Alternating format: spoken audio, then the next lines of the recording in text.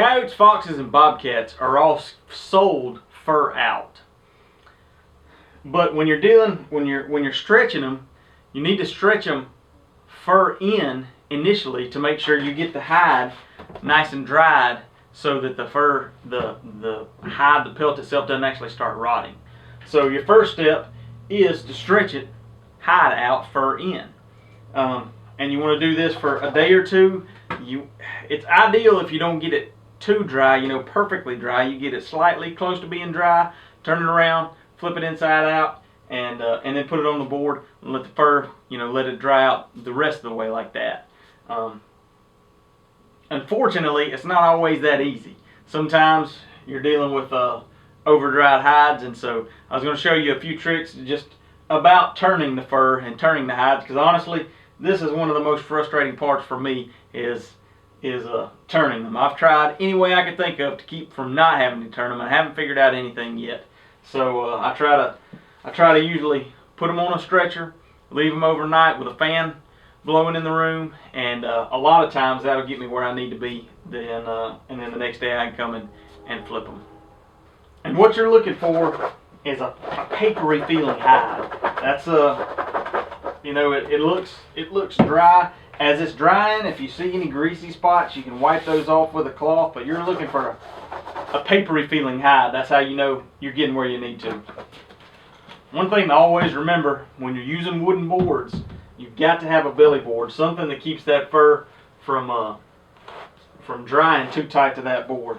And a belly board or a belly wedge, all it is just and it doesn't even necessarily have to be a wedged shaped piece of wood, but it's just something that slides in there between the fur and the board to keep, like I say, to keep that board from shrinking so much or getting so tight that you can't get it off the board.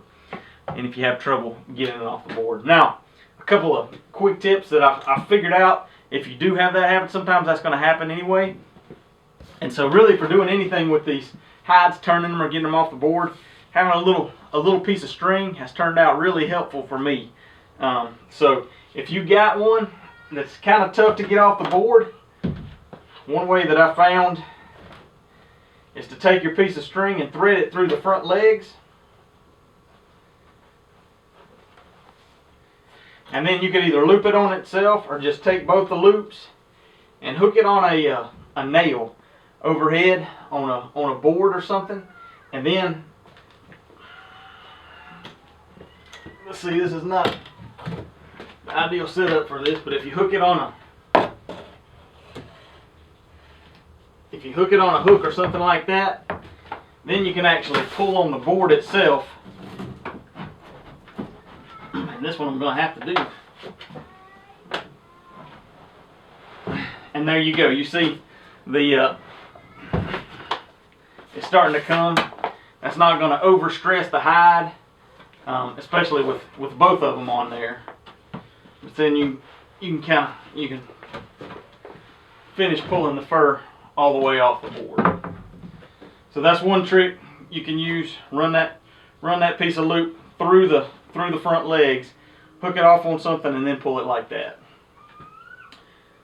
I should have done this beforehand, but one good thing to always start out with is just trying to peel the hide off the board backwards. So I'll put it back on the board.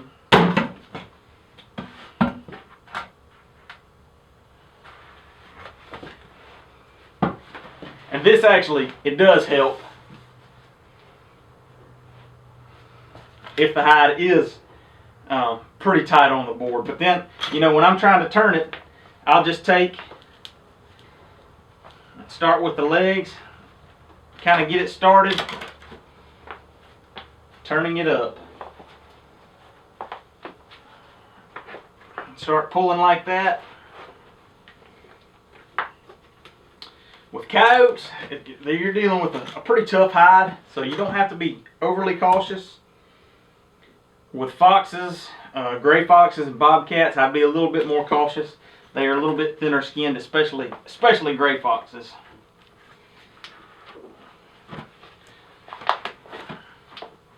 And here I'm just working it back up the board.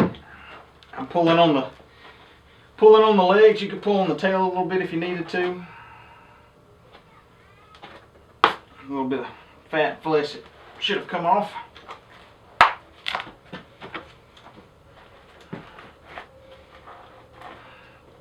And just working it up like this. It's not, let's see if I can kind of wedge it in here.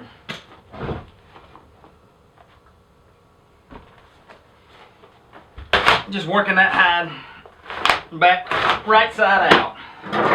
And you can see I'm getting my fur side out, turning it inside out, just like that.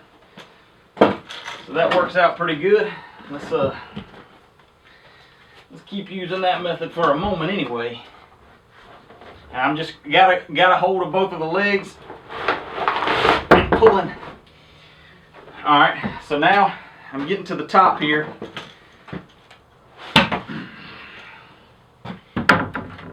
So the next thing that I'll usually do is I'll take and I'll start bending the nose down and the face down. And this is another section where having this little piece of string comes in pretty handy. Is what I'll do is I'll make it a loop it on itself. So I got me a little slip knot there, and I'll put it around the nose and just kind of tie it off, or cinch it down as tight as I can, and then feed it down into the mouth. And this, it helps if you've got a little bit longer string for this. And then, like I say, I'm just going to fold that nose and start folding this head over. And see here, it slipped off. That's something you'll have to watch. See, I got this string around the nose. I got it fed down in the mouth.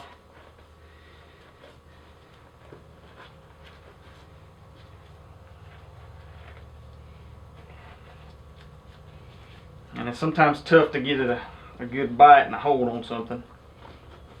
And then I'm just folding this over. And I'll start pushing it a little bit. I probably ain't going to be able to push it too much, but I'll start pushing on it a little bit. And my next step is I'm going to reach up into the hide, try to find that string. Once I find that string, that gives me something else to pull on. So then, there again, I can take this, hook it off to a nail overhead. If I can get me a little bit more, if I can get just a little bit more, yeah, it slipped off the nose. This is why this is my least favorite thing about messing with these furs, is messing with these hides that are fur out, trying to get them fur out. If you can time it just right where the hide's not over dried, it's not a problem. But it's easier said than done. Alright, so let's try this again.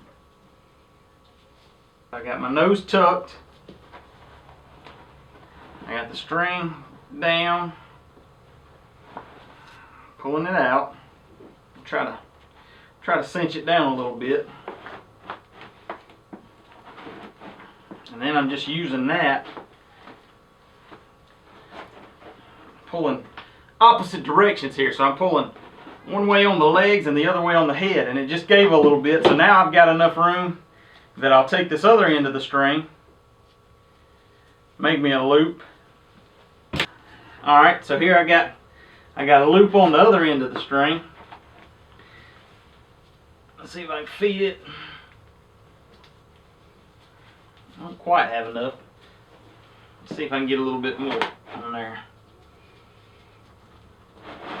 There we go. It's coming along all right now. And then what I'll do, like I said, I'm just going to feed this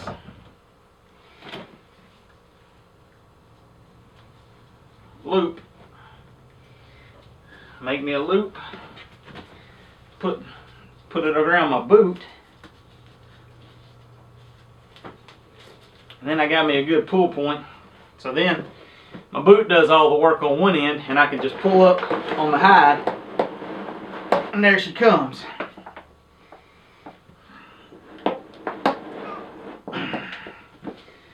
Readjust on my shoe. Alright, we got there's the front leg, so we're getting awful close. Man, that's where it gets Once it starts getting to the head, that's where it gets tough. All right, see, I got the nose coming out.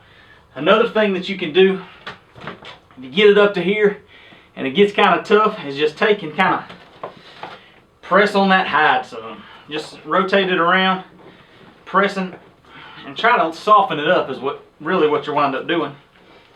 I just press around on that hide, trying to soften it up a little bit. Maybe that was enough. It won't take but one good pull and we'll be home free. Let's see what we can get here.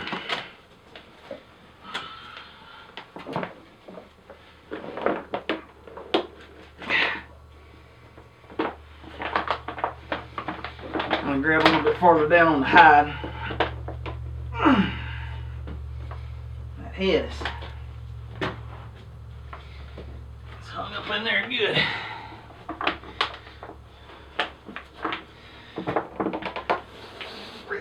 There, it's coming.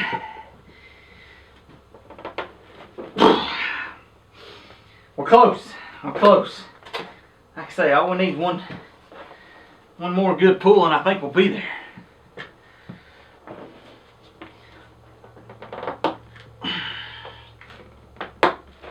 There we go. Alright. So now we got our coyote turned except for the nose. And usually it's easy enough just to turn the nose with your hands. But sometimes that nose gets kind of hard. What you can do is take you a pair of pliers, just grab it, turn it out. If it's too hard. And there you have it. Now, it's ready to go back on the board the other way, the right way. So, it's simple enough just to slide him back on the board. Well, you gotta make sure you get him right on the board.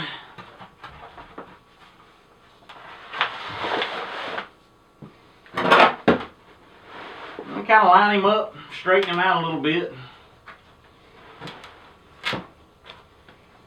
You got the front legs. You want to make sure if you've got some leg, very much leg on there, that you get that turned right side out. Because like I say, the hide's still got some drying to do. So, and having those legs open like that will help get air circulating. So you got your front legs. They're kind of sideways on the board. So like I say, I'm just going to try to square him up on the board a little bit. Pull him down. Get your head and your ears.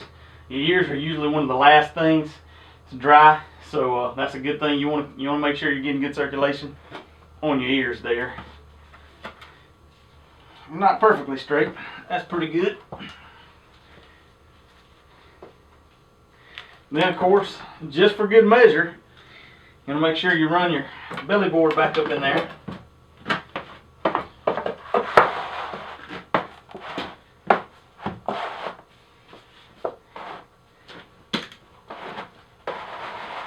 I like for it to come all the way out to the mouth. If it doesn't come all the way that far, sometimes I'll tap it with a hammer just to make sure that it comes out. But that's it. Then you tack it out. And if it's mostly dry, you don't have to tack it out much like you did originally. But let that dry. Make sure your ears get good and dry and hard, or else the fur on the ears will slip. But and that's how he's going to go to market. When I pull him off the board, I'll give him a run through with a brush, a fur comb, and that'll be ready to go.